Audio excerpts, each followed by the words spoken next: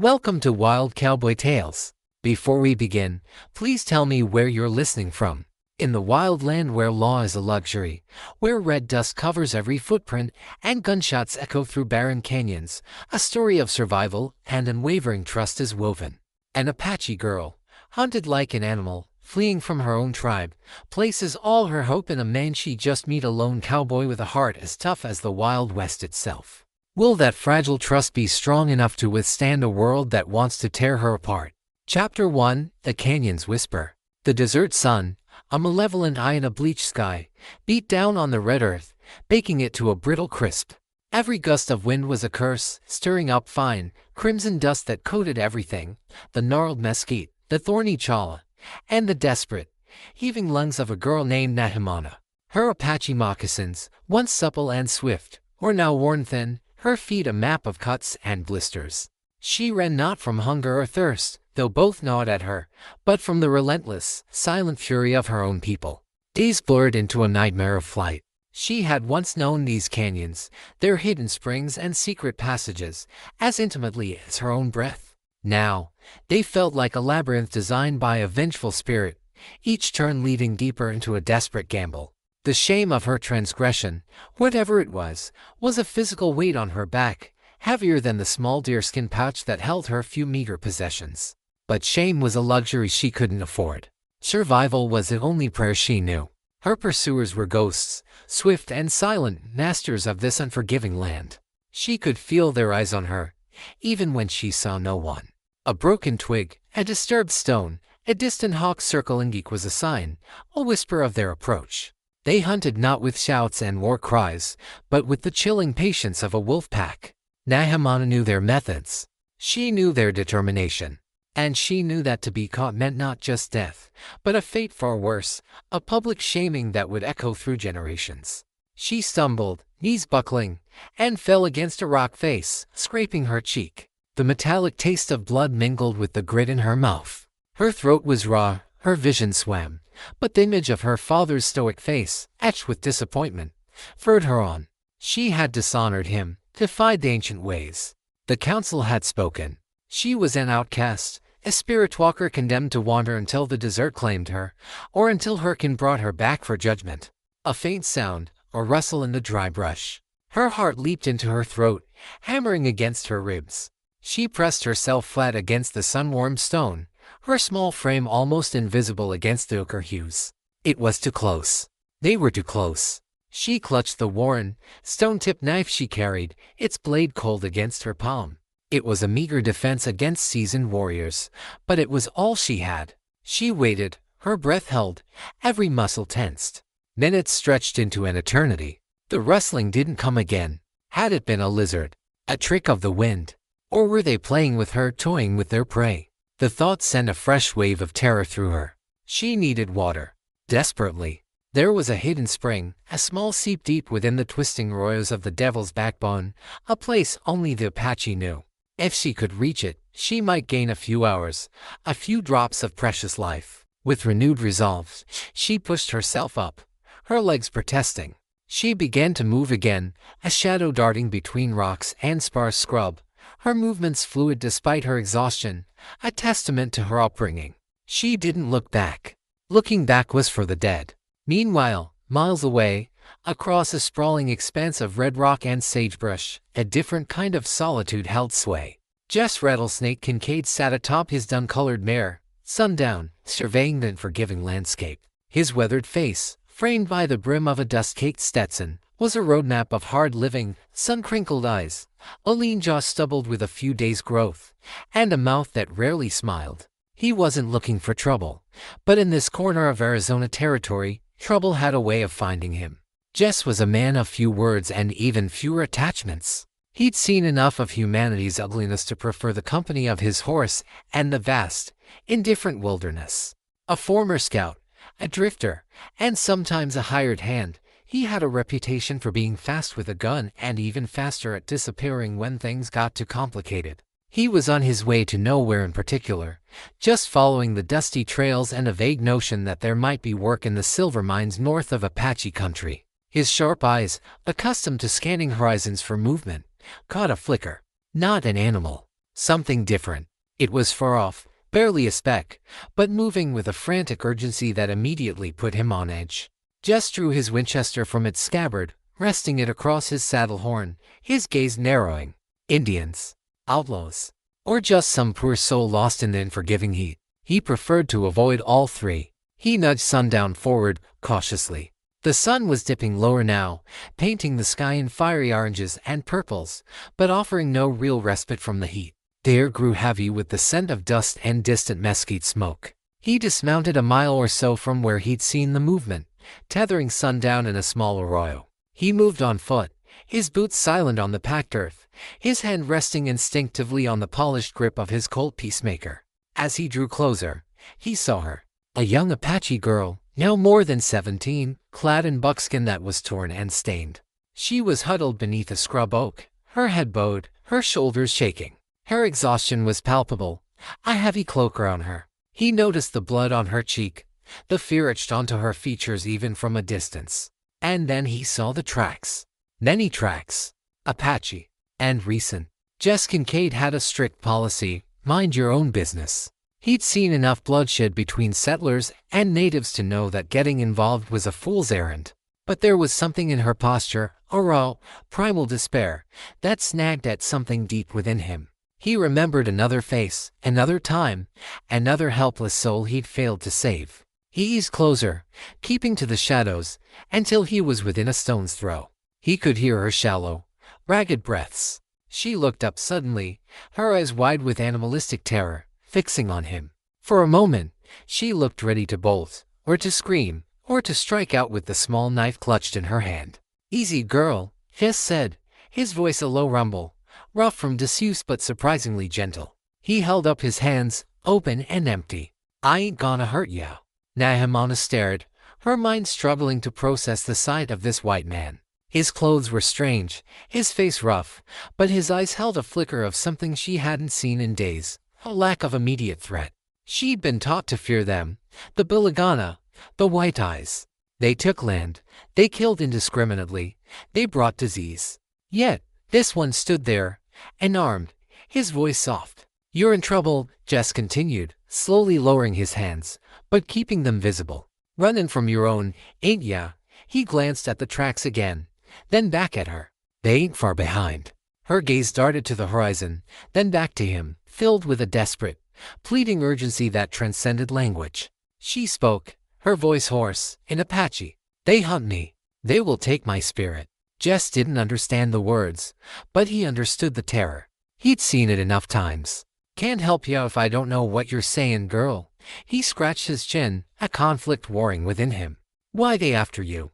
Nahimana shook her head, tears finally welling in her eyes, hot streaks down her dust-caked cheeks. She pointed vaguely back the way she came, then held up two fingers, pressing them together, then pulling them apart, a gesture of separation, of breaking.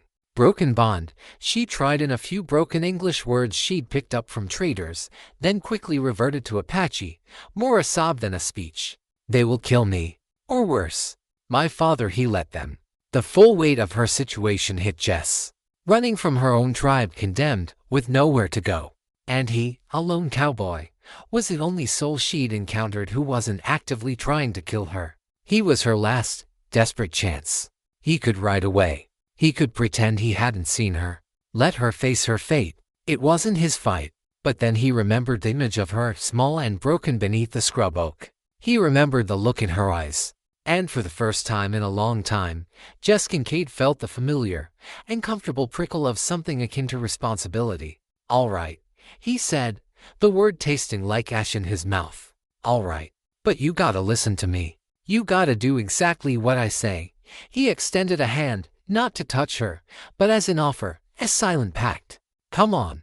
We ain't got much time."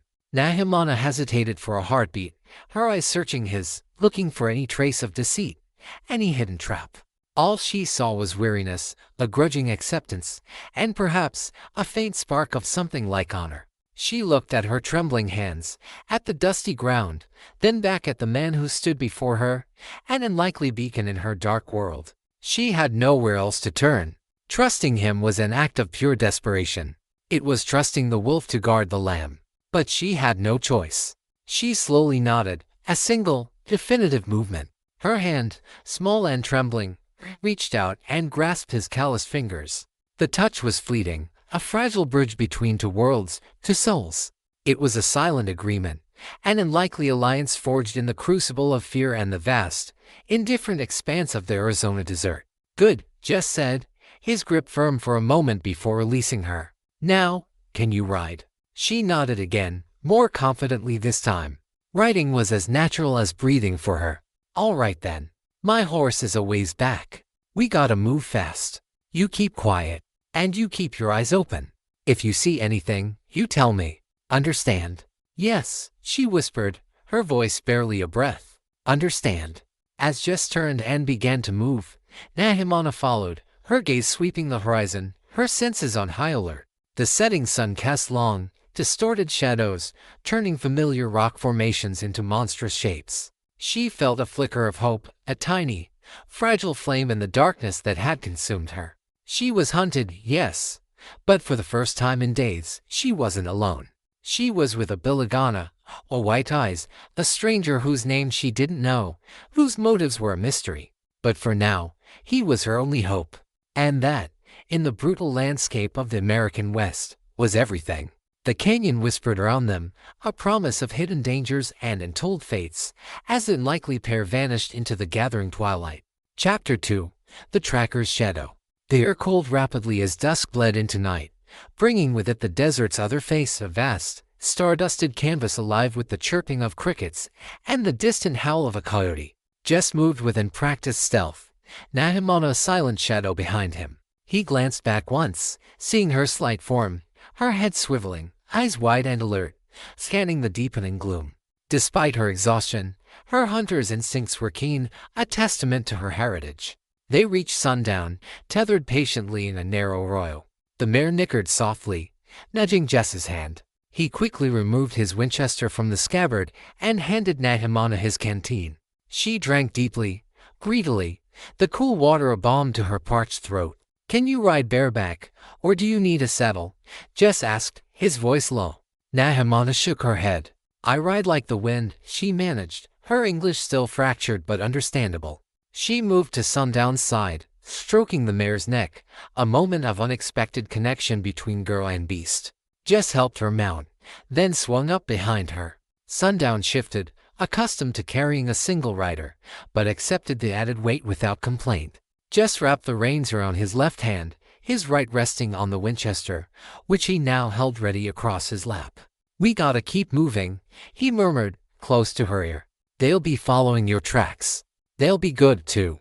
Nahimana nodded, a tremor running through her. "My father, he is the best tracker." The confession hung in the air, a cold weight. Jess grunted. That explained the relentless pursuit. A father's anger, coupled with tribal law, made for a formidable enemy. They rode through the moonless night, the only light the distant stars and the occasional phosphorescent glow of desert creatures. Jess navigated by instinct, by the subtle contours of the land, by the faint scent of water in the dry air. He pushed Sundown at a steady, ground-eating trot, conserving her strength while putting as much distance as possible between them and the Apache trackers. Nahimana, nestled against Jess's back, felt the rhythmic sway of the horse, the warmth of the cowboy's body, and the strange, unsettling comfort of his presence. She had always been taught that white men were invaders, destroyers. Yet, this man, this Bilagana, was her shield against her own people. The irony was not lost on her, even in her desperate state. Hours later, as the first hint of dawn began to paint the eastern sky in soft pastels, Jess pulled Sundown to a halt. They were deep within a maze of red rock formations, a natural fortress of winding canyons and sheer cliffs. "We rest here," he said, dismounting. "Water's in that crevice there." He pointed to a narrow crack in the rock face, barely visible. Nahimana slid down, her legs stiff and sore. She moved to the crevice and drank from the small, cool pool, cupping the water in her hands. It was a meager supply, but enough for now. Jess, meanwhile, and saddled Sundown, rubbed her down with a cloth, and gave her a handful of dried grass he carried in his saddlebag. "They'll be here soon," Nahimana said, her voice quiet. "They will see where we stopped." Jess nodded grimly. "That's why we ain't staying long." just enough to let the horse breathe and get a few minutes rest ourselves. Then we move on foot, climb up high, see if we can spot him. He found a sheltered alcove, hidden from casual view, and motioned for her to sit. He unwrapped a piece of jerky from his pack and offered her half. She took it hesitantly, her fingers brushing his. The jerky was tough, but nourishing. "Why are they hunting you?" Jess finally asked, his eyes scanning the surrounding terrain, never truly resting. Nahimana chewed slowly, gathering her thoughts. "I did not obey. The old ways they are too rigid."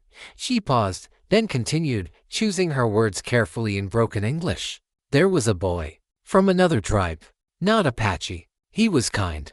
We met secretly. My father found out. The council, they said I broke the law of the people, dishonored my family.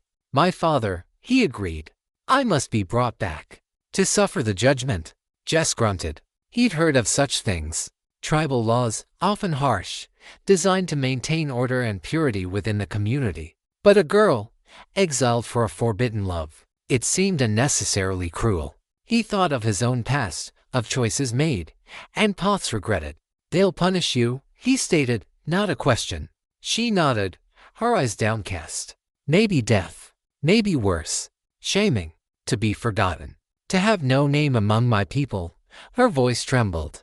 "I cannot go back." "Then we keep going," Jess said, his decision solidifying. He wouldn't abandon her. Not now. "We find a place where they won't follow, where you can be free." The promise, however distant, ignited a spark in Nahimana's eyes. Free. The word tasted sweet, alien. They rested for perhaps an hour, snatching a few moments of uneasy sleep. As the sun began its ascent, Jess led sundown into a narrow, winding canyon that was almost impassable, then tethered her deep within a hidden alcove, camouflaging her tracks. He and Nahimana then began to climb, scaling the rocky walls with surprising agility. Nahimana, despite her exhaustion, moved with the grace of a mountain goat, finding handholds and footings Jess might have missed. From a high vantage point, hidden amongst a cluster of boulders, they looked down upon the landscape they had just traversed. The sun was fully up now, casting harsh light across the red earth. "There," Nahimana whispered, pointing. Her eyes, sharper than Jess's, had spotted them first. 3 figures, small but distinct, emerged from the distant haze. Apache warriors. They moved with a relentless efficiency, fanning out, their gazes sweeping the ground, tracking every faint impression. They were far below, but their purpose was clear. "Your father among them?" Jess asked, handing her his field glasses. She looked through them, her hand trembling slightly. "Yes. The one in front. He is Swift Arrow." She lowered the glasses, her face pale. "He will find us." Jess took the glasses back, his jaw tightening. Swift Arrow. A formidable name. He studied the trackers. They were good, very good. They weren't following a straight line but moving in a calculated pattern, anticipating where their quarry might go. "We gotta split," Jess decided. "Can't risk sundown. She's too good a target. You go on foot, through those upper canyons. I'll take sundown, try to draw them off, head north. Make a wide circle. We meet." He hesitated. Where could they meet? This was uncharted territory for him. Nahimana surprised him. "The Standing Rocks. North of the Whispering Falls. 3 days' ride, if you go fast. I can get there on foot. And 2 if I push." Jess studied her, then the map of the land etched in his memory. The Standing Rocks were a known landmark, a series of towering, eroded pillars. A good place. And Whispering Falls meant water. "All right," he agreed. "But you gotta be careful. Stick to the shadows. Don't leave no tracks if you can help it. Eat what you can find. I'll meet you there in 3 days. If I'm not there by sundown on the 4th, you keep going. Don't wait for me." She looked at him, her eyes filled with a mixture of fear and growing trust. "You will come." "I said I would," Jess replied, his voice firm. "Now go. And be quick about it." Nahimana nodded, her fear giving way to a fierce resolve. She turned and, without another word, melted into the rocky landscape, her buckskin blending seamlessly with the red earth. Jess watched her go, a strange knot forming in his stomach. He was sending her alone into the wilderness, with only a vague promise and the hope of sanctuary. He was risking his neck for a girl he barely knew, a girl hunted by her own kind. It was a foolish thing to do, he knew. But he couldn't just leave her to their judgment. He stayed for another hour, watching the Apache trackers. They were getting closer, their pace picking up as they found more definite signs. He waited until they were within a mile or so, then he descended, careful to leave a clear set of tracks leading in a different direction from Nahimana's. He reached sundown, saddled her quickly, and then, with a final glance back at the direction Nahimana had taken, he spurred the mare north, hoping he was leading the wolves away from the lamb. The sun beat down, turning the desert into a shimmering furnace, and the game of cat and mouse had truly begun. Chapter 3: Echoes of the Past. Jess rode hard, pushing Sundown at a punishing pace, but never beyond her limits. He was a master horseman, instinctively knowing how to coax the most from his mount without breaking her spirit. He led a trail designed to be noticed, to draw attention, a red herring in the vast, deceptive wilderness. He chose rocky ridges where tracks would be clear, then occasionally dipped into sandy washes where he could obscure them, only to reappear further on, feigning a clumsy attempt at concealment. His aim was to make the Apache trackers believe they were hot on his trail, not Nahimana's. The sun climbed, then began its slow descent, painting the sky in violent hues. Sweat plastered his shirt to his back, and dust clung to his throat, but Jess felt a grim satisfaction. He was drawing them off. He could almost feel their eyes on him, their silent calculation. He knew how their minds worked, having tangled with them before in his days as a scout. They were patient, cunning, and relentless. As night fell, he risked a small fire in a secluded hollow, just enough to brew some coffee and heat a can of beans. He ate quickly, his senses tuned to every whisper of the wind, every distant sound. He knew the risk. The smoke, however faint, would be a beacon.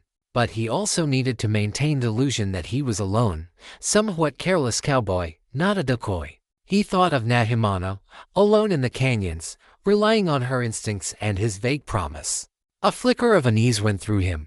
Had he done the right thing? He was a man who lived by his own code, a code that rarely involved charity. But something about her desperate fear, her unwavering belief in his word, had chipped away at his hardened exterior. He recalled another time, years ago, when he'd seen a young Paiute girl, no older than Nahimana, rounded up by a zealous cavalry patrol. He'd stood by, a young, greenhorn cowboy, too scared to ensure to intervene. He remembered the look in her eyes as they dragged her away, a look that had haunted his dreams ever since. He wouldn't make that mistake again. Not if he could help it. By midnight, he put out the fire, covered the ashes, and moved on, riding through the moonlit desert. The landscape transformed, becoming a ghostly tableau of silver-dusted saguaros and looming mesas. He kept heading generally north, aiming for a wide arc that would eventually bring him back towards the standing rocks.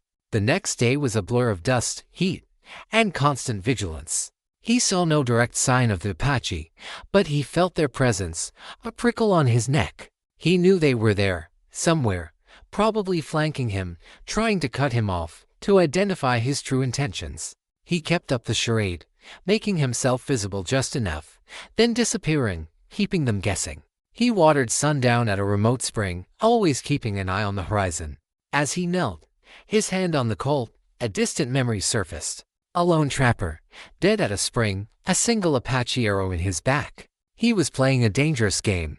Late in the afternoon, as he rode through a narrow pass, he heard it, a faint rustle in the rocks above. He instinctively ducked, pulling Sundown to a stop. His Winchester was already at his shoulder, his eyes scanning the ridgeline. A flash of movement, a shadow, too quick to be a mirage. Jess fired a warning shot, the roar of the rifle echoing through the canyon. No return fire. He waited, motionless, his heart thumping. The silence stretched, tense and unforgiving. "Come out," Jess called, his voice rough. "I know you're there." Still nothing. He knew they wouldn't show themselves so easily. They were testing him, judging his reflexes, his resolve. He waited another minute, then slowly, carefully, urged Sundown forward, his eyes never leaving the ridgeline. He felt their gaze on his back, a chilling certainty. They had found him.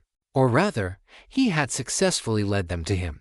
He pushed on, knowing that the next few hours would be critical. He needed to lead them further away, deeper into the territory he wanted them to believe he was headed. He needed to make them commit to his pursuit. He found a small, sheltered canyon for the night, a place where he could hunker down and be hard to dislodge. He didn't build a fire. This time, he was a hunted man, not a decoy. He ate cold jerky and watched the stars, his hand never straying far from his rifle. He wondered if Nahimana was safe, if she had found water, if she was pushing through the desert as hard as he was. Meanwhile, Nahimana, truly alone now, moved with the primal urgency of a creature fighting for its life. The knowledge that Jess was drawing her pursuers away gave her a strange blend of relief and worry. He was a Billigana, an outsider, but he had offered his protection.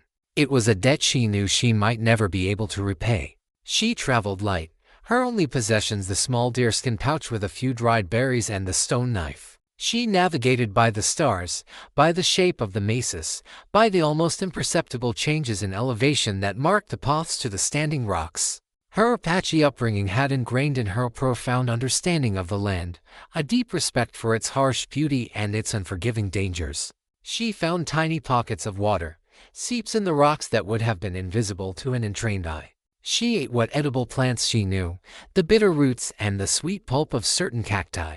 She slept in small, hidden caves, her senses alert to every rustle, every distant cry. She was a ghost, a whisper in the wind, leaving no more trace than a desert fox. The journey was brutal. Her feet, already sore, became raw, each step a burning pain. Hunger gnawed at her, and thirst was a constant companion. But the thought of the judgment, the shaming, the life without honor, drove her on. And the memory of the cowboy's steady gaze, his gruff promise, gave her strength. On the second day of her solitary journey, she heard the distinct sound of a gunshot in the distance. It was faint, carried on the wind, but unmistakable. Her heart leaped. Was it Jess? Was he in trouble? Or had he simply fired to signal his presence, to lure her pursuers? The uncertainty was a heavy burden.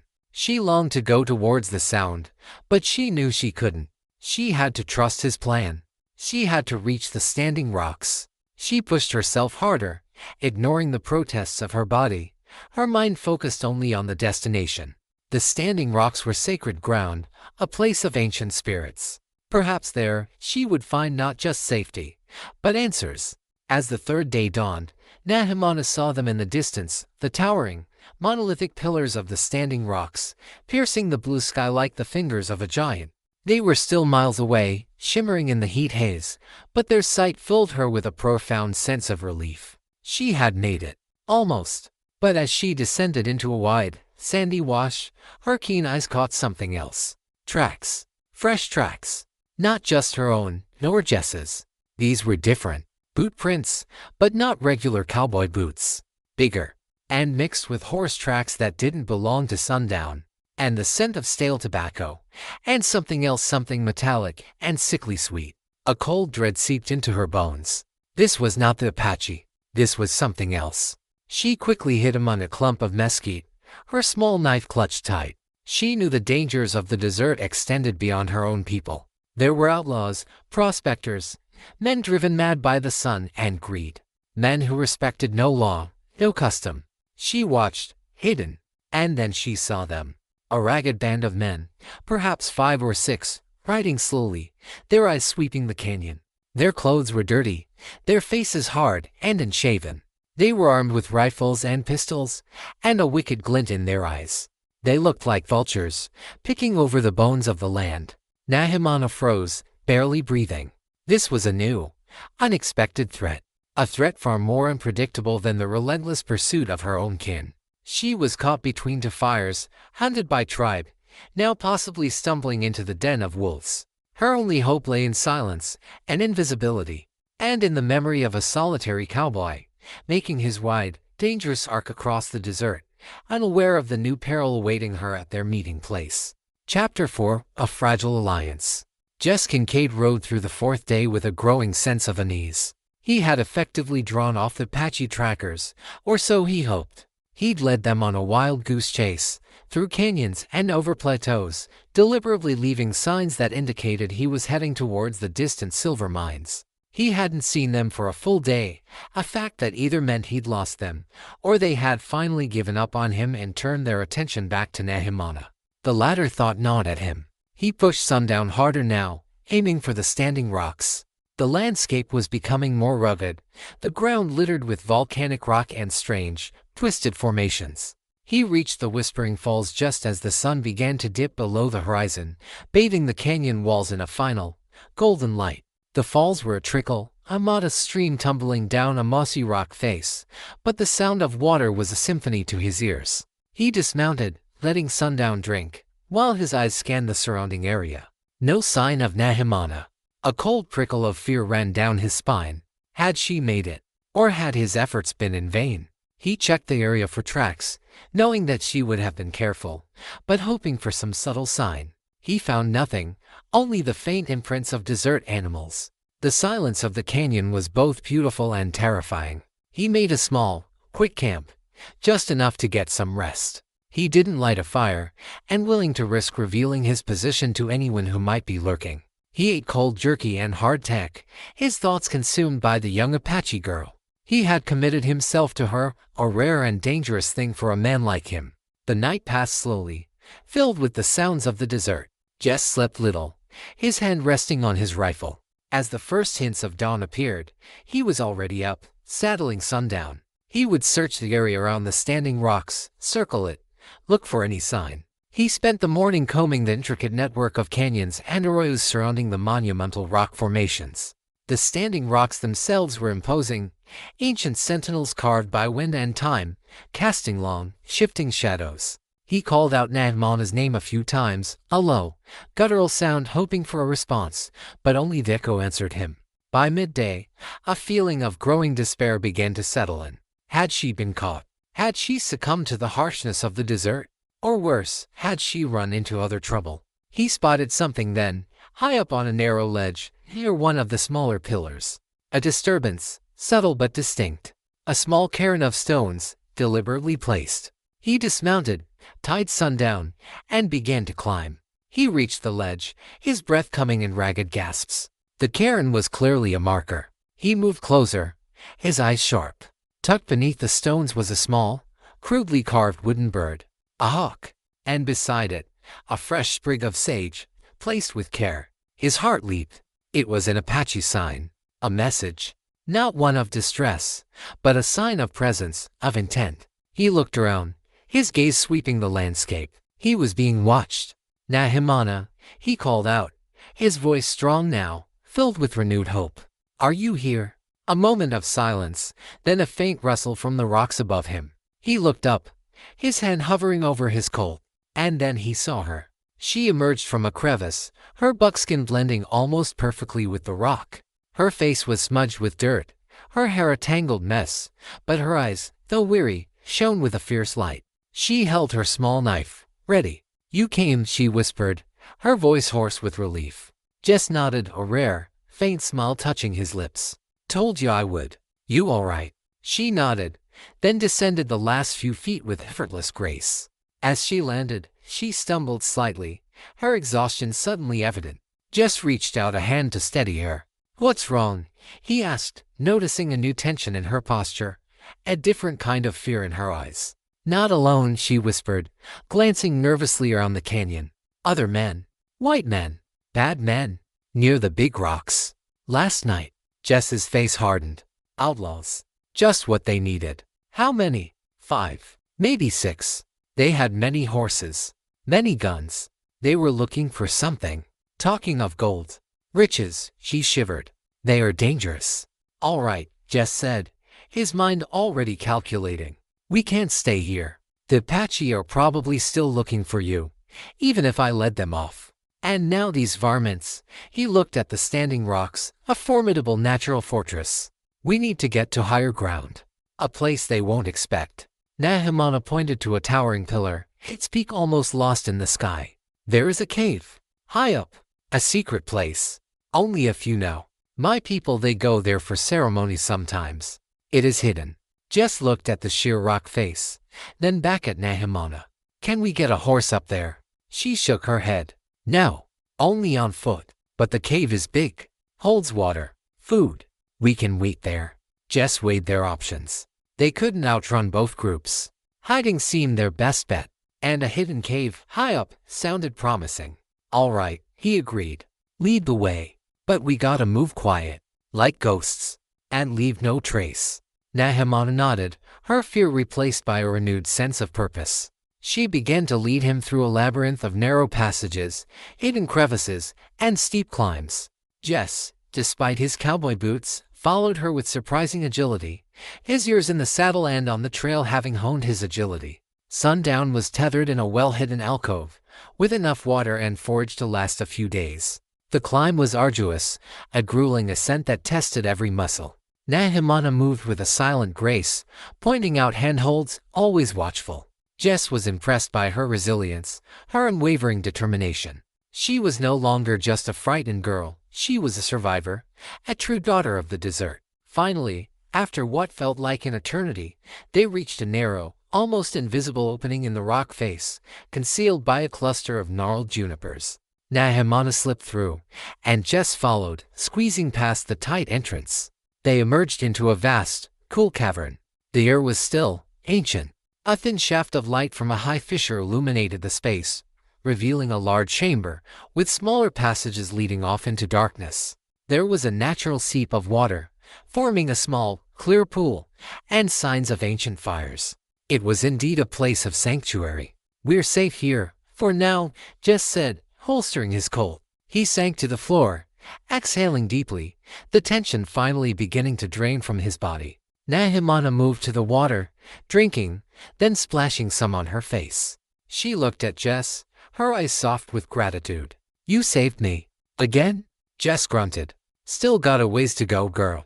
Them Apache ain't gonna give up easy. And those outlaws, they're a different kind of trouble." He looked around the cave, his gaze thoughtful. "We gotta figure out a plan. We can't stay here forever. My people, they will never stop," Nehemana said, her voice filled with a deep sadness. "My father, he believes he is doing what is right. For the tribe, for my spirit." "And what about your spirit?" Jess asked, looking directly at her. "What do you believe?" Nehemana looked away, then back at him, her eyes burning with a fierce defiance. "I believe I have a right to choose my own path. To love who I choose. To be free." Jess nodded slowly. "That's a powerful belief out here, Nehemana. One worth fighting for." He leaned back against the cool rock, closing his eyes for a moment. He had taken on a burden he hadn't asked for, a fight that wasn't his. But looking at the determined young woman beside him, he knew he couldn't turn back. He was a cowboy, yes, but he also had a code, however unwritten. And that code said you don't abandon someone who trusts you, not when they're hunted by the world. The alliance, born of desperation, was becoming something more. A fragile, improbable bond forged in the heart of the wild and forgiving West. Chapter 5: Whispers of the Past. Days melted into a slow, tense rhythm within the cool confines of the cave. Jess and Nehemana settled into an uneasy truce, a shared existence governed by the twin threats lurking outside. The Apache, Jess knew, would eventually realize they had been led astray and would inevitably pick up Nehemana's true trail, however faint. The Outlaws, a more immediate and unpredictable danger, were a constant, nagging worry. Their presence around the standing rocks hinted at something more than mere banditry. Gold, as Nehemana had heard, often brought out the worst in men. Jess spent hours scouting the cave's various openings, seeking vantage points that offered views of the surrounding canyon. He cleaned his Winchester and Colt, meticulously checking every part, a ritual that calmed his nerves.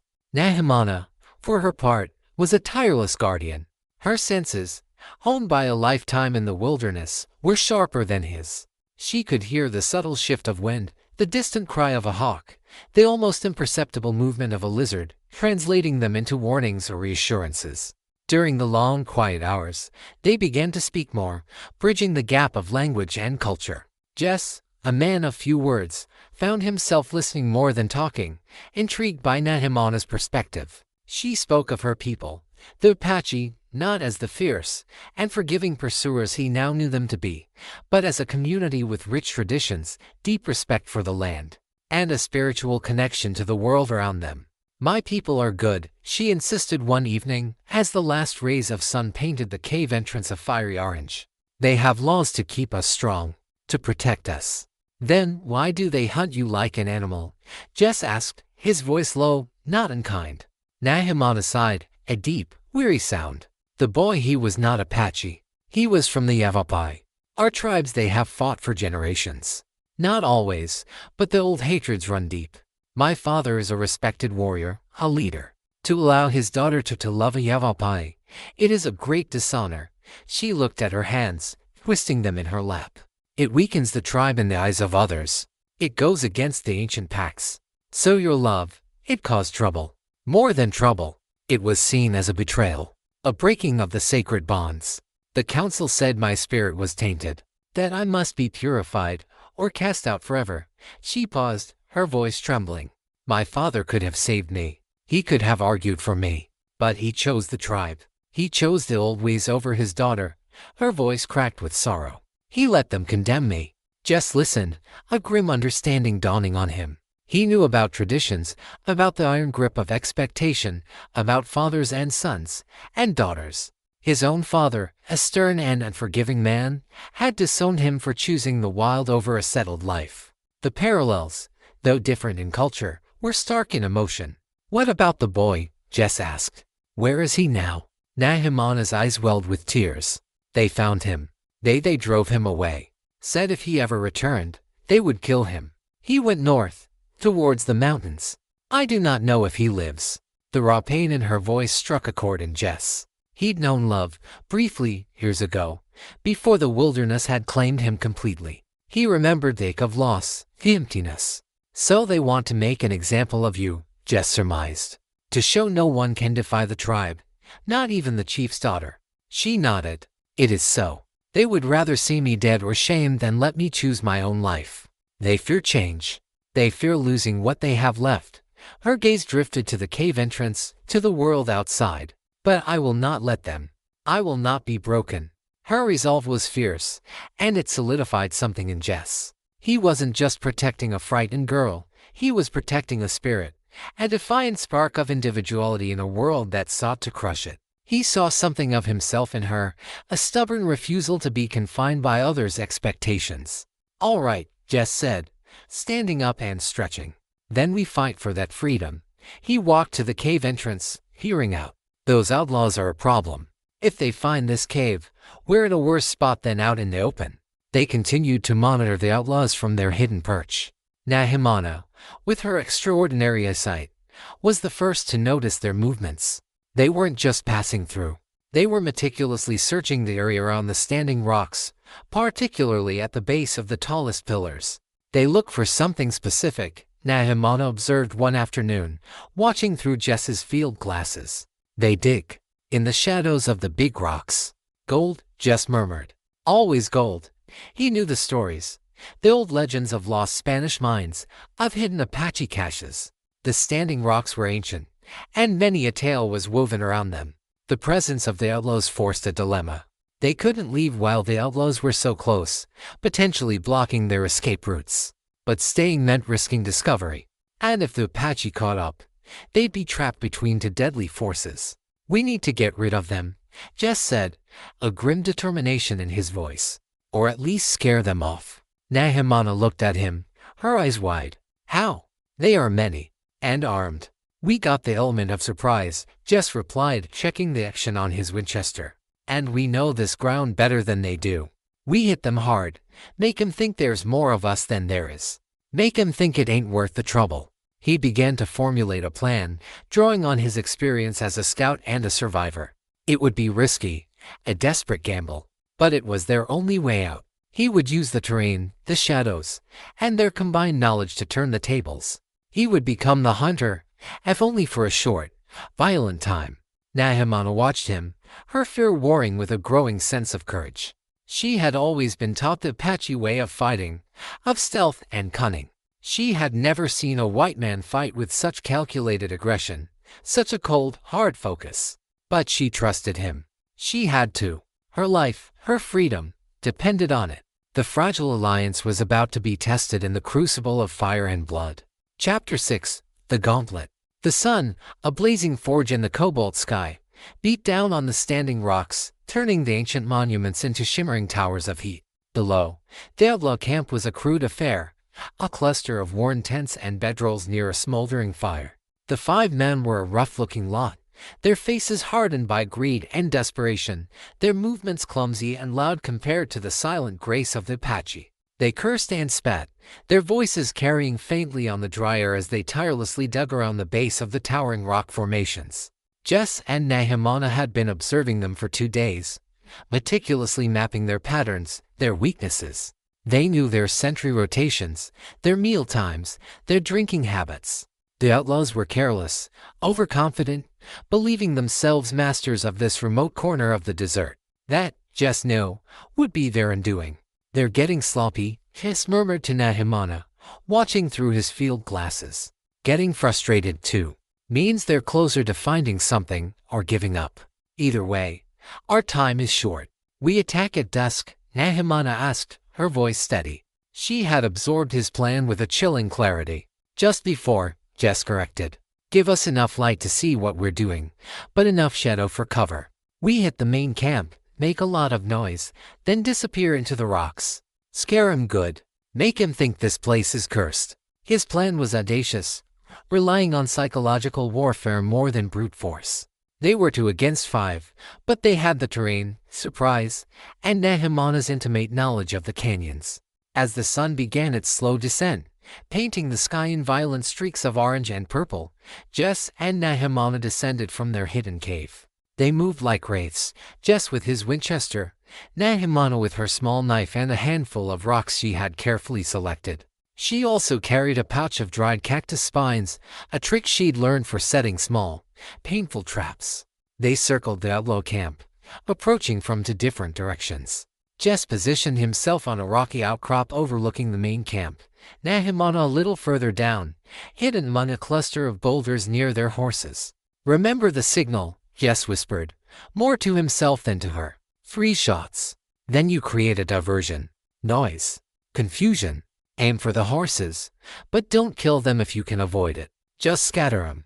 Nahimana nodded, her face a mask of grim determination. This was not the Apache way of fighting, but it was a fight for survival, and she would adapt. The air grew heavy with the smell of mesquite smoke and the coarse laughter of the outlaws. They were gathered around their fire, passing a bottle, their guard down. This was their moment. Jess took a deep breath, sighting down the barrel of his Winchester. He aimed not at the men, but at the ground a few feet in front of them, kicking up dust and rock. Crack! The shot echoed through the canyon, ripping through the evening silence. The outlaws jumped, startled, scattering like quail. Crack! Crack! 2 more shots, strategically placed, sending bullets whining off rocks, making it sound like more than one rifle. "Ambush!" one of the outlaws yelled, diving for cover. "Indians!" Or worse. Panic began to set in.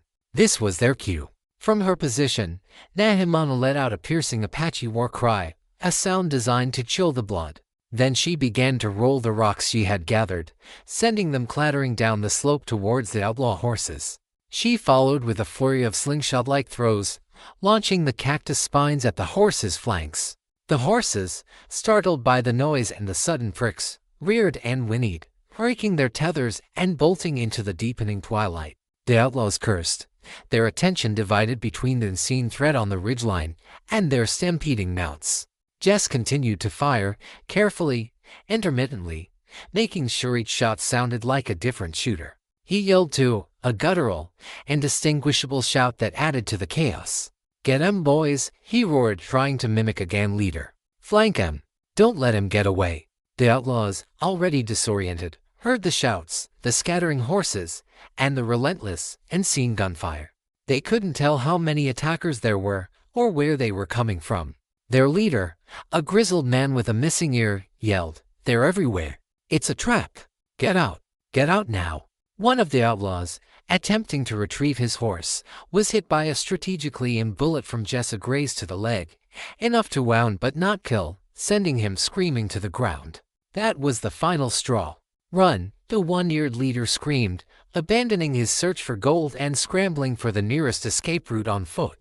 The remaining outlaws, terrified and demoralized, followed suit, abandoning their gear, their half-dug holes, and their wounded comrade. They disappeared into the gathering darkness, their fear amplified by the canyon's echoes. Jess ceased firing. The canyon fell silent once more, save for the distant sounds of the galloping horses and the whimpering of the wounded outlaw. He waited, listening, ensuring they were truly gone. Nahimana emerged from her hiding spot, her face flushed with adrenaline, her eyes shining. They ran, she breathed, a rare smile gracing her lips. They thought many warriors. Jess grunted, holstering his rifle. Works every time. He moved cautiously towards the wounded outlaw, who was clutching his leg, groaning. Jess kicked away his pistol, then knelt beside him. You're lucky, Cowboy, Jess said, his voice flat. Could have been worse. Now, tell me what you were really doing here. The outlaw, pale and trembling, quickly spilled his guts. Gold. An old Spanish map talked about a cache, hidden somewhere in these rocks. We just wanted to find it. Jess listened, then tied a rough tourniquet around the man's leg. You tell your friends to stay away from these rocks. Tell them this place is haunted. Tell them if they come back, next time it won't be just a graze. He helped the man hobble towards the direction his gang had fled. Now get out of here, and don't look back. As the outlaw painfully stumbled away, Jess turned to Nahimana. All right, one problem down. But those Apache, they're still out there, and they're smarter than these fools. They quickly gathered what useful supplies the outlaws had left behind, a few extra canteens, some dried meat, a coil of rope.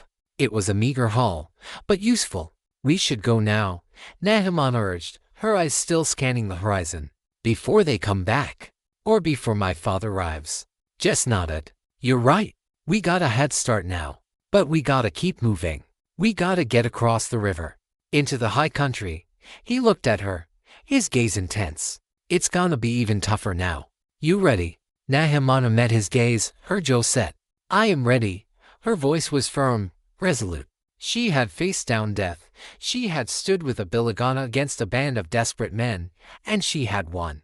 The fragile alliance had held. Now, it was time to face the next gauntlet, the next treacherous passage towards a freedom that felt tantalizingly close, yet infinitely distant. The high country beckoned, a rugged and forgiving sanctuary, and they would brave it together. Chapter 7: Confrontation and Escape. The journey towards the high country was relentless, a test of endurance and resolve. Jess and Nahimana pushed through a landscape that grew increasingly unforgiving, steep, rocky slopes, dense thickets of scrub oak, and narrow, winding trails that seemed to lead nowhere. They traveled mostly on foot, Jess leading Sundown, Nahimana a tireless shadow by his side. The supplies salvaged from the outlaws were a welcome addition, but they were running low on water, a constant, gnawing concern. Jess knew the Apache trackers would be on their trail again. He had left enough misleading signs to buy them some time, but he didn't underestimate Swift Arrow's tracking prowess. His hope was that the rough terrain of the higher elevations would slow the Apache down, or at least make their pursuit more difficult. One sweltering afternoon, as they ascended a particularly treacherous mountain pass, Nahimana suddenly froze. Her hand shot out, grasping Jess's arm, her eyes wide with alarm. Smoke, she whispered, pointing towards a distant ridge. Apache smoke signals. North. They know. Jess squinted. A thin wisp of smoke, barely visible against the pale sky, rose and dissipated. It was a clear, unmistakable message. The Apache had found their general direction. Swift Arrow was coordinating his hunt. They'll try to cut us off, Jess said grimly. They know these mountains too. Probably got scouts ahead. They increased their pace, their urgency sharpening their movements. The sun beat down, turning the rocks into a furnace, and their thirst grew agonizing. They needed water, desperately. Jess remembered a small spring, tucked away in a high valley he'd once scouted years ago. It was a long shot, a gamble, but it was their only chance. As they pressed on, the air grew thick with the scent of pine and sage, signaling their entry into higher elevations. But the beauty of the landscape was overshadowed by the growing sense of dread. Suddenly, a sharp crack echoed through the canyon. A bullet whizzed past Jess's ear, kicking up dust from the rock face beside him. Down, he roared, shoving Nahimana behind a large boulder, pulling Sundown down beside them. He drew his Winchester, peering over the rock. On the ridge above them, silhouetted against the sky, were 3 Apache warriors. Swift Arrow was among them, his lean figure unmistakable. They found us, Nahimana whispered, her voice tight with fear. Looks like it, Jess grunted. Stay low. Let me handle this. He aimed carefully, firing a shot that forced the Apache to duck for cover. This was a direct confrontation, the one he had hoped to avoid. He was outnumbered, outgunned in a long-range fight, and pinned down in a narrow pass. The Apache began to move, two of them attempting to flank their position, while Swift Arrow maintained covering fire from the ridge. Their movements were swift, fluid, masters of the terrain. Jess knew he couldn't stay put. They were in a killing zone. He had to break free, or they would be overwhelmed. "All right," Jess said, turning to Nahimana. "When I say go, you run. Don't look back. Head for that high valley. Follow the dry creek bed. The spring is at the end of it. Sundown and I will draw them off. Understand?" Nahimana's eyes flashed with defiance. "No, I will not leave you. We fight together. This ain't a discussion, girl," Jess snapped, his voice rough. "You're faster on foot than me and the horse. You got a better chance alone. If they catch us both, it's over. Go." Before she could protest further, Jess let out a fierce yell, stood up, and fired a rapid succession of shots towards the Apache, drawing their full attention. He then leaped onto Sundown's back, spurred her forward, and galloped straight towards the Apache, a reckless, desperate charge. The Apache, momentarily stunned by his audacity, hesitated. Swift Arrow raised his rifle, aiming. "Go, Nahimana, go," Jess roared over the din of gunfire. Nahimana, tears streaming down her face, knew he was right. This was his plan to save her, a sacrifice she might never repay. With a heart heavy with dread, she scrambled from behind the boulder and, moving with astonishing speed, darted into a narrow side canyon, disappearing into the rocky labyrinth. Jess continued his charge, drawing the Apache's fire. Bullets whizzed on him, tearing at the air. One grazed Sundown's flank, making her whinny in pain, but she didn't falter. Jess returned fire, forcing the Apache to keep their heads down. He didn't aim to kill, just to distract, to occupy. He veered sharply, leading Sundown down a perilous, rocky slope, drawing the Apache in pursuit. Swift Arrow and his warriors, furious at being outmaneuvered, scrambled after him, their shouts echoing through the pass. They were focused on Jess, on the white man who dared defy them, forgetting, for a precious few moments, their true quarry. Jess rode like a madman, weaving through boulders, dodging ancient junipers, Sundown proving her mettle. He knew this terrain, and he used every dip and rise, every rock and shadow, to his advantage. He fired a few more shots, then suddenly pulled Sundown into a hidden crevice, camouflaging their entrance with loose brush. He dismounted, breathing heavily, pressing himself and the horse against the cool rock, listening. The Apache thundered past, their cries of pursuit fading into the distance. They had fallen for his ruse. They believed they were still hot on his trail. Jess waited, motionless, for what felt like an eternity. He heard the distant shouts, the fading hoofbeats. Finally, silence. He knew they would eventually realize their mistake, but it would buy Nahimana precious hours. He emerged from the crevice, his muscles aching, his throat raw. Sundown, though limping slightly from the graze, was otherwise unharmed. He quickly examined her wound, cleaning it and applying a makeshift bandage from his shirt. He looked back at the direction Nahimana had taken. The high valley, the dry creek bed, the spring. He had put all his hope in her speed, her instincts, and her knowledge of the land. Now, he had to get there too. But he had to be even more careful, knowing the Apache would soon double back, their fury redoubled. He started on foot, leading Sundown, keeping to the deepest shadows, moving with the stealth of a desert predator. He was alone again, but the memory of Nahimana's defiant eyes, her fierce loyalty, spurred him on. He had made a promise, and Jess Kincaid always kept his promises, even if it meant facing down a tribe of angry warriors. The confrontation had been brutal, the escape harrowing, but it had bought them time. Now, it was a race against the sun, against time, and against the relentless pursuit of Swift Arrow. Chapter 8: The Price of Freedom. Nahimana ran as she had never run before. The image of Jess's reckless charge burned into her mind. His sacrifice, his willingness to face her father's warriors alone, fueled her desperate sprint. She moved through the narrow side canyon, her body responding to the primal instinct of survival, her mind a whirlwind of fear and a strange, burgeoning gratitude. She followed the dry creek bed, her Apache training guiding her. Every rock, every twisted tree, every shift in the wind was a familiar signpost. The terrain was steep and unforgiving, but she was born of these mountains, her feet sure-footed even on the loose scree. Her lungs burned, her legs ached, but she pushed through the pain, driven by the knowledge that Jess had bought her this precious head start with his own life on the line. Finally, as the sun began its descent, casting long, purple shadows across the valley, she saw it, a cluster of ancient cottonwood trees, their vibrant green a stark contrast to the barren rock. And beneath them, a small, shimmering pool of water, fed by a hidden spring. The Whispered Spring, a legend whispered among her people, a sacred source of life. She stumbled towards it, collapsing on her knees, and drank deeply, greedily, the cool water a heavenly balm to her parched throat. She splashed it on her face, washing away the dust and grime, and the tears that had blurred her vision. She was safe, for now. She had made it. But the safety felt hollow, tinged with a profound guilt. Jess. Where was he? Had he escaped? Or had her father's warriors overwhelmed him?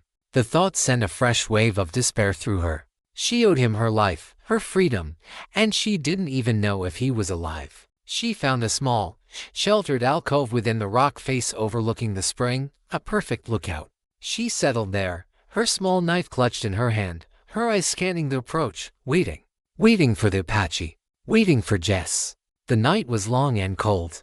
Every rustle of leaves, every distant howl, sent a jolt of fear through her. She saw no sign of her pursuers, a fact that both relieved and worried her. They were cunning. Perhaps they were waiting, watching, playing a longer game. As dawn broke, painting the eastern sky in delicate shades of rose and gold, Nahimana felt a flicker of hope. Jess had said he would come. He had given her his word. She spent the morning searching the surrounding area for any sign of him, her heart pounding with every rustle in the brush. She found nothing. The silence was deafening. Just as despair threatened to consume her, she saw it. A lone figure, moving slowly, cautiously, emerging from a distant canyon. A man, leading a horse. Her heart leaped. It was him. Jess. And sundown. She scrambled down from her lookout, rushing towards him, her fear transforming into an overwhelming surge of relief. Yes, she cried, her voice hoarse. He looked up, his face etched with weariness, but a faint smile touched his lips as he saw her. He was limping slightly, his arm cradling his side, and Sundown moved with a noticeable limp. Nahimana, he rasped, his voice rough. You made it. She reached him, her eyes immediately go into his side. A dark stain spread across his shirt. You were hurt. Just a scratch, he dismissed, though his pallor told a different story. Took a bullet, but nothing serious. Sundown got grazed too. He sank to the ground, exhausted, leaning against a rock. Nahimana immediately set about tending to his wound. She carefully cut away his shirt, revealing a deep, bloody furrow across his ribs. It wasn't life-threatening, but it was nasty, already inflamed. This is not a scratch, she said, her voice firm, tinged with anger. This is a price you paid for me. Jess grunted. Could be worse. I got away. And I led him a merry chase. They'll be a while finding us now, if they ever do. Nahimana cleaned the wound with water from the spring, then gathered some medicinal herbs she knew, crushing them into a poultice. She worked with a quiet intensity, her touch gentle but firm. As she worked, she felt a profound sense of responsibility. He had risked everything for her, a stranger. My father, she asked, looking up at him. Did you see him? Jess nodded. Swift arrow. He was there. He's good. Very good. He was furious when I led him away. He will never stop, Nahimana said, her voice filled with a familiar despair. Not until he brings me back. Or until I am dead. Then we just gotta keep moving, Jess said, wincing as she applied the poultice. Keep ahead of him. Find a place where you can truly be free. He looked at her, his eyes serious. This ain't just about running anymore, Nahimana. This is about living. Living your own life. Nahimana looked at him, truly seeing him. The weathered face, the tired eyes, the quiet strength that had saved her again and again. He wasn't just a cowboy. He was a lifeline, a defender of her freedom. They spent the next few days recovering at the Whispered Spring. Jess's wound, though painful, slowly began to heal under Nahimana's careful ministrations. Sundown's graze also improved. Nahimana hunted small game, foraged for edible plants, and kept a constant vigil. She learned to speak more English, asking Jess about the white man's world, about the towns and ranches, the laws and the freedoms.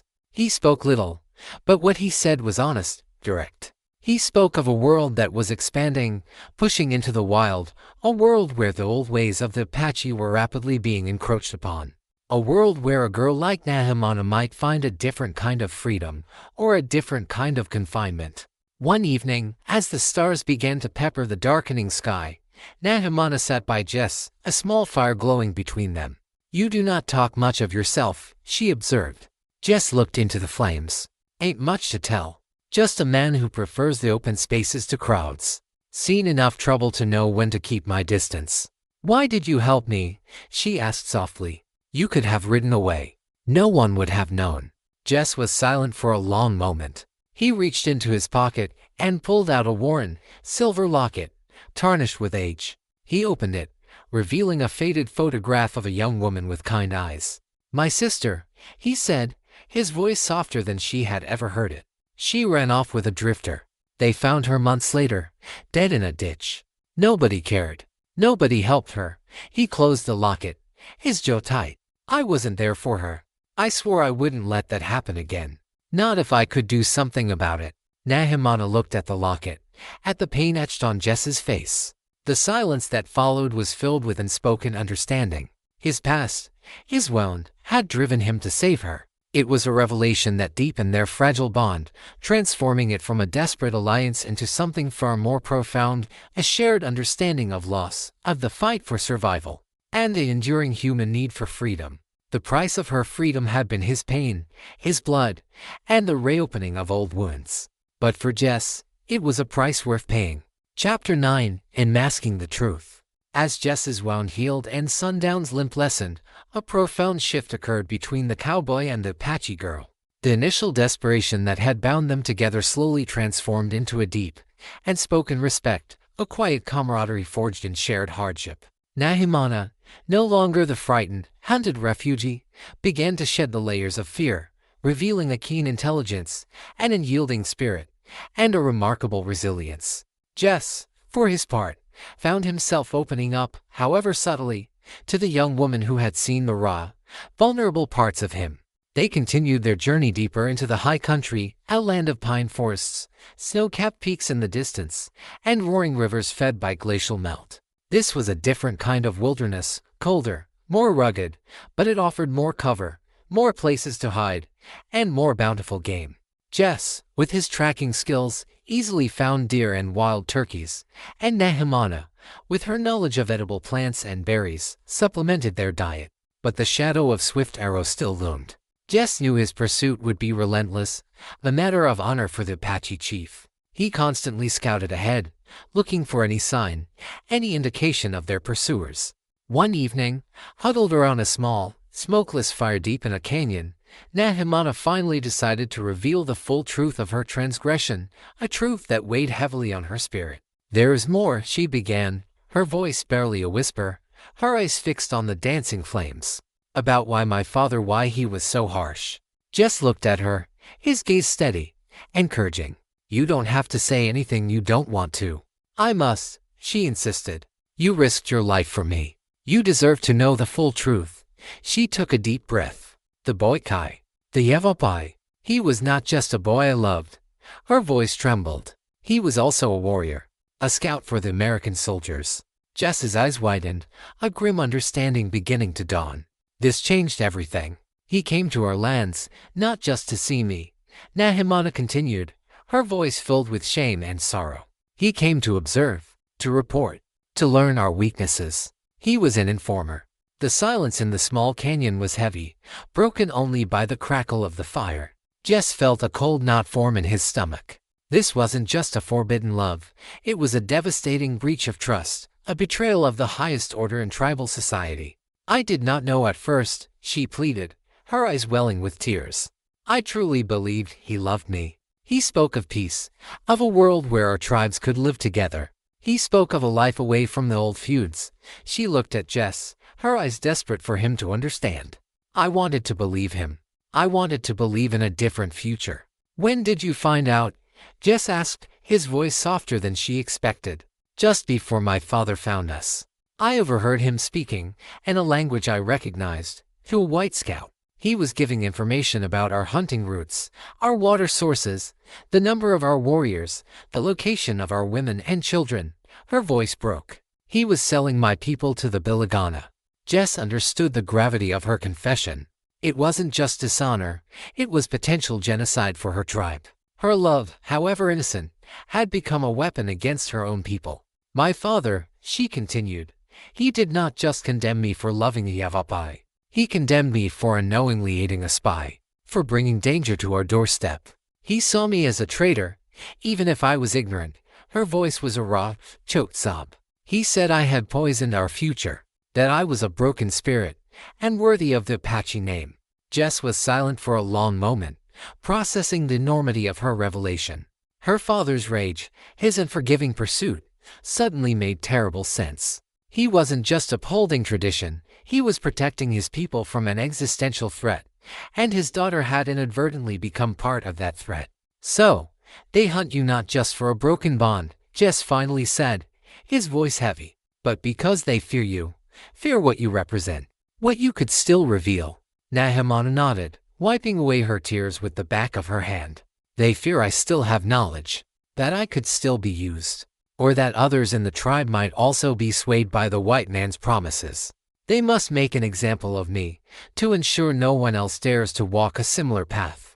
And Kai, he fled. He would have been killed if he stayed. I do not know where he went. I do not wish to know. She looked at Jess, her gaze unwavering. I hated him then. For his deceit, for his betrayal, for making me a traitor. Jess reached out, gently placing a hand on her shoulder. You weren't a traitor, Nahimana. You were a girl in love. He betrayed you, not the other way around. His words, simple and direct, were a balm to her wounded spirit. She had carried the weight of that guilt, that shame, for weeks. To hear him absolve her, to understand, was a profound relief. What now? She asked, her voice quiet. Even if we escape my father, I can never go back to my people. And the white man's world, it is so vast, so strange. Jess looked up at the star-dusted sky, then back at the fire. This country's big, Nahimana. Plenty of places to disappear. Plenty of places to start over. You're smart. You're tough. You can make a life for yourself. He paused, then added, maybe in a place where your past don't matter so much. Where a person's judged by what they do, not who their kin are. He was offering her not just refuge, but a future. A future free from the old ways, free from the crushing weight of tribal law and the stain of a betrayal she didn't commit.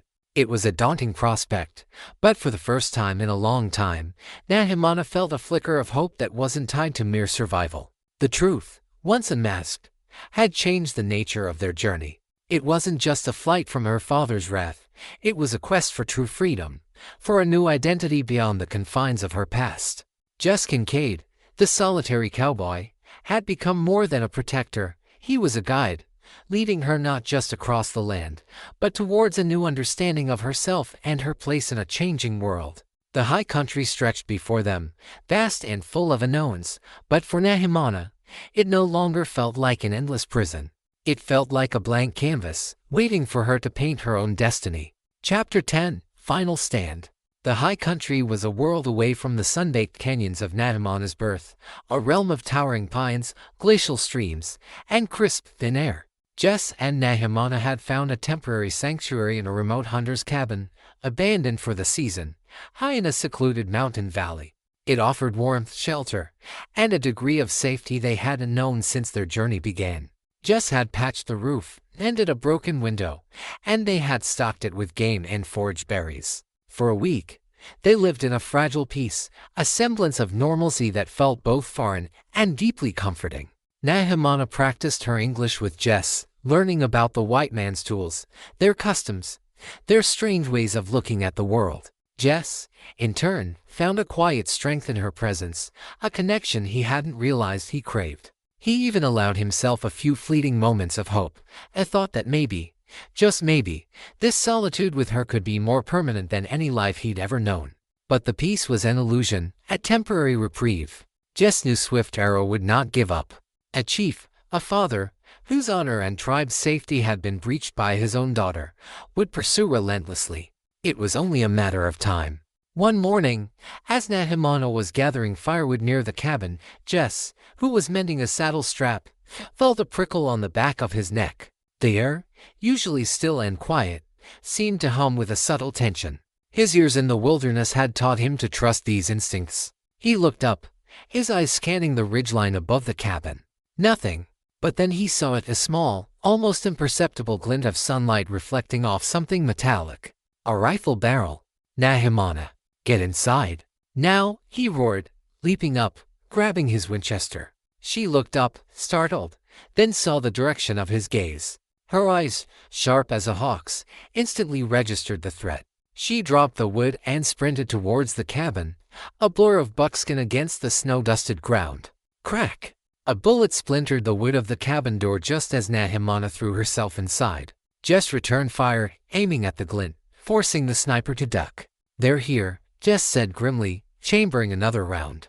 "And they brought friends." He looked out the window. 3 figures emerged from the tree line, moving with the silent, deadly grace of seasoned warriors. Swift Arrow was among them, his face a mask of grim determination. He wore his full war paint, his feather headdress bobbing slightly as he moved. This was no longer a pursuit. This was a final reckoning. "They're going to try and surround us," Jess assessed, his mind racing. "We gotta make a stand here. It's the only way." Nahimana was already by his side, her small knife in her hand, her face pale but resolute. "My father, he will not leave until I am taken. Or dead." "Not while I'm breathing," Jess muttered. He positioned himself at the main window, Nahimana at another, smaller opening, her keen eyes scanning the gaps in the trees. The Apache moved with practiced precision, fanning out, using the terrain for cover. They were not looking to kill outright, not yet. They wanted Nahimana alive, to bring her back for judgment. That was their weakness, and Jess knew it. "They want you," Jess told her. "They'll try to draw me out. Don't fall for it." The standoff began, a tense silence punctuated only by the wind whistling through the pines. Jess fired a few warning shots, keeping them at bay. The Apache responded with a few arrows, thudding harmlessly into the cabin walls. Then, Swift Arrow's voice, clear and strong, carried across the valley in Apache. "Daughter, come out. Face your people. Face your judgment. The white man cannot save you." Nahimana flinched, her hand tightening on her knife. Jess put a reassuring hand on her shoulder. "Don't listen to him. He's just trying to get you to break. He speaks the truth of our ways," she whispered, her voice heavy with pain. "He speaks of honor." "And what about your honor?" Jess countered, his voice firm. "Your honor is in choosing your own path, in living free." Suddenly, a diversion. One of the Apache warriors burst from cover, running towards the cabin door, a tomahawk raised. Jess fired, the bullet striking the ground in front of him, forcing him to retreat. But it was a feint. From another direction, 2 more warriors began to flank the cabin, trying to get to the blind spots.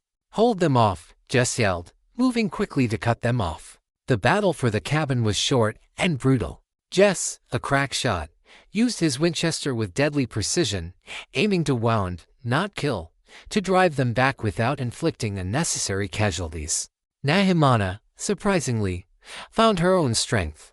When one warrior got too close to her window, attempting to pry it open, she met him with a ferocity Jess hadn't seen. She plunged her knife into his arm, forcing him to scream and retreat, bleeding profusely. The Apache, unaccustomed to such fierce resistance from within the cabin, and from a woman, began to falter.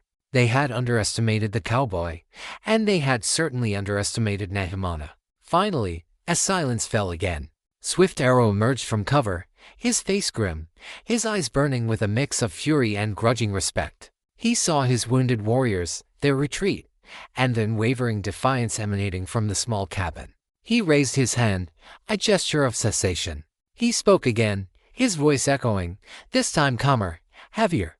"Daughter, this pursuit ends here. You have chosen your path. A path of exile. A path apart from your people. You are no longer Nahimana, daughter of Swift Arrow. You are a spirit walker. We will hunt you no more. The words, though a declaration of abandonment, also carried a strange sense of victory. It meant they would stop. They would let her go. But the price was her name, her family, her tribe. The ultimate price of freedom.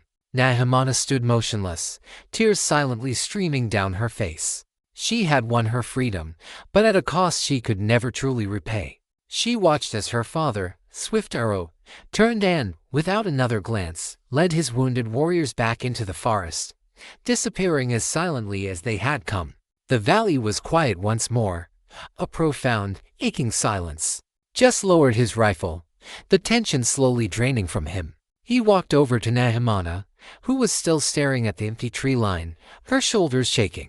He gently placed a hand on her back. "It's over," he said softly. "You're free, Nahimana." She turned to him, her eyes filled with a complex mix of sorrow, relief, and a fierce and wavering gratitude. "I have no home now," she whispered, her voice raw. "No people. You got a home with me, if you want it," Jess said, his voice surprisingly gentle. He looked out the window, at the vast, wild landscape. "This land, it's big enough for both of us. We can make a life. A new one." Nahimana looked at him, truly seeing the solitary cowboy who had risked everything for her.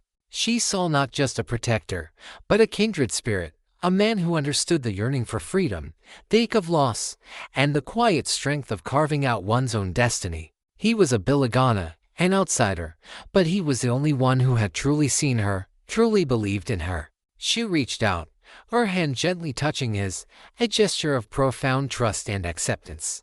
"Yes," she whispered, a fragile, hopeful smile gracing her lips. "A new life. With you." Just Kincaid, the man who had always chosen solitude, felt a warmth spread through him, a feeling he hadn't known in years. He had found something he hadn't been looking for, not just a companion, but a purpose, a future. And Nahimana, the Apache girl hunted by her tribe, had found not just sanctuary, but a true home in the heart of the wild, trusting only one cowboy. Together, they would face the vast, untamed West, not as a hunted and a hunter, but as two free souls, bound by an unbreakable trust, ready to forge their own legend in the endless expanse of the American frontier.